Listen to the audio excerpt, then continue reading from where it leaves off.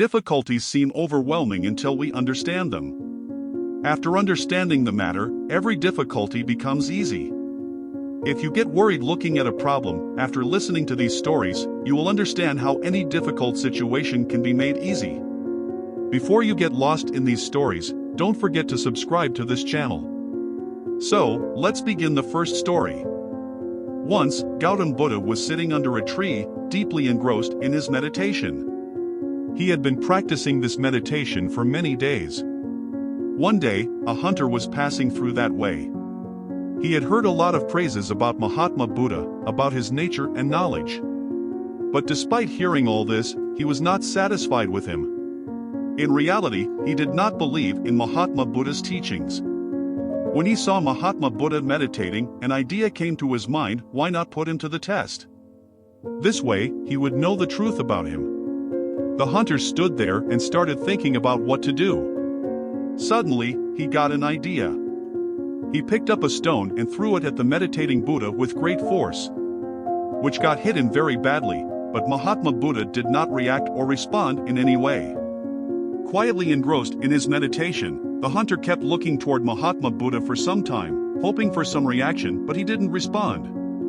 Hunter was very mischievous by nature. After a while he threw a stone again, which got hit on Buddha's eye, causing blood to flow.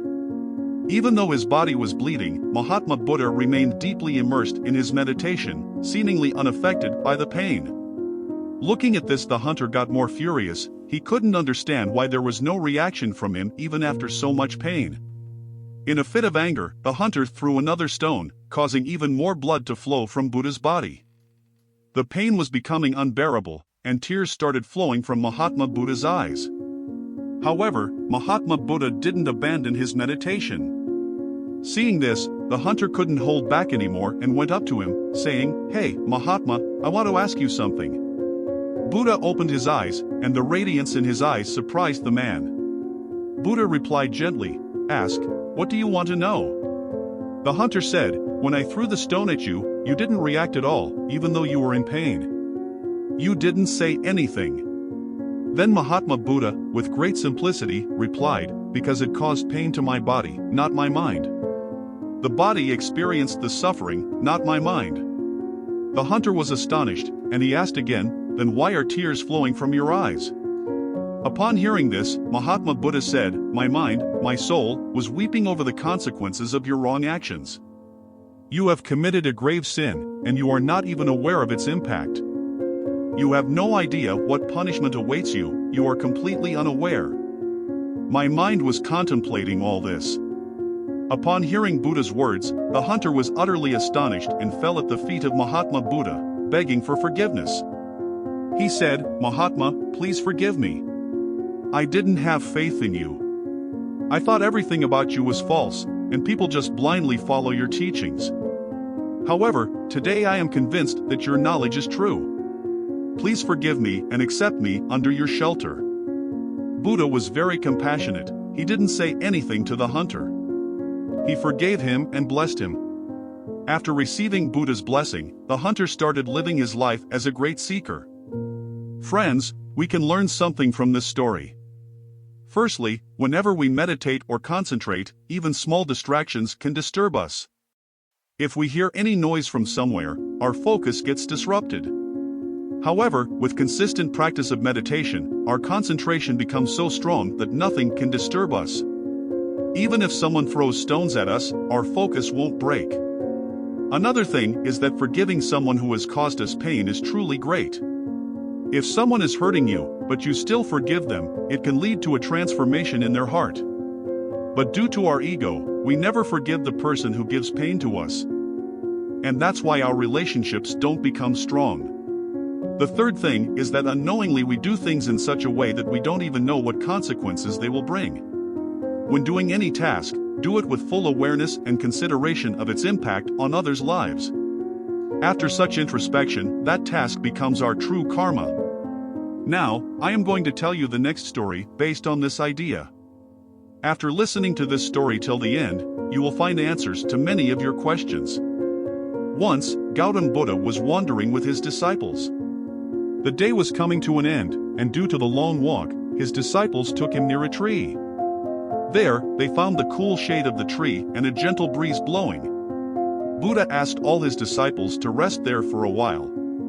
All the disciples sat there with the Buddha. At that moment, one of the disciples asked Buddha, "Hey Buddha, I have a question in my mind.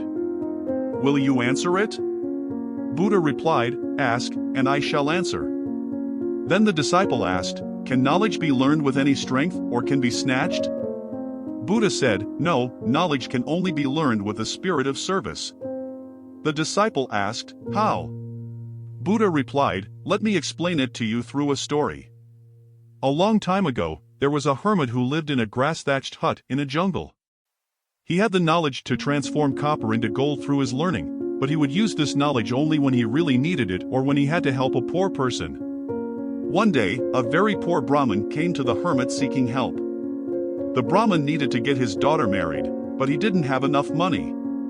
He shared his sorrowful story with the hermit, explaining how he was going through immense difficulties and needed assistance. The compassionate hermit then crafted a brass vessel and turned it into a golden one. He gave the golden vessel to the Brahmin and said, "Sell this vessel and use the money for your daughter's wedding." The Brahmin gratefully accepted the golden vessel from the hermit and went to sell it to the gold merchant. Seeing the golden vessel, the gold merchant wondered how this Brahmin came across such a valuable item. He assumed it must belong to the king and decided to take the Brahmin along to verify. When they reached the king's place, the king asked the Brahmin the reason for possessing the golden vessel. The Brahmin honestly narrated his encounter with the hermit and how he received the vessel. Listening to the Brahmin's story, the king felt a sense of greed rising within him. He let the Brahmin go but secretly contemplated learning the art of transforming objects into gold from the hermit. The king called the hermit to his palace. He asked the hermit if he knew the secret to turning things into gold, and the hermit humbly replied, "Yes, your majesty." Then the king said, "Teach me this knowledge as well." But the hermit replied, "No, I cannot teach you this." The king asked, "Do you know who I am?" Hermit replied, "Yes, I know very well." Once again, the king says, "I will give you a 15-day ultimatum. If you don't teach me this knowledge, I will hang you."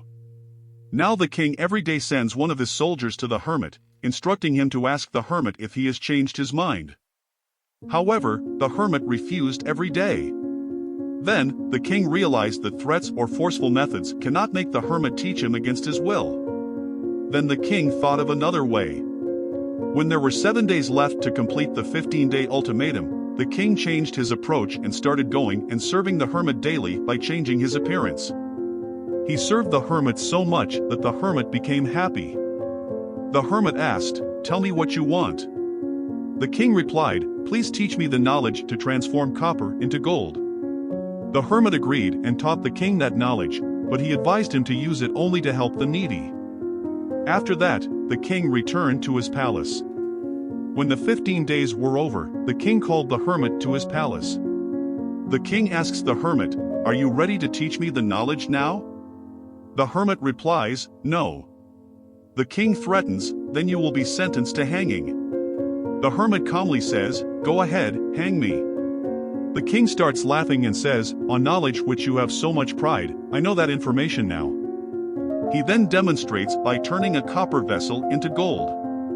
The hermit remarks, "You have learned this knowledge through serving others, not by intimidating and threatening them." If you enjoyed the story, please subscribe to the channel and stay blissful until the next story.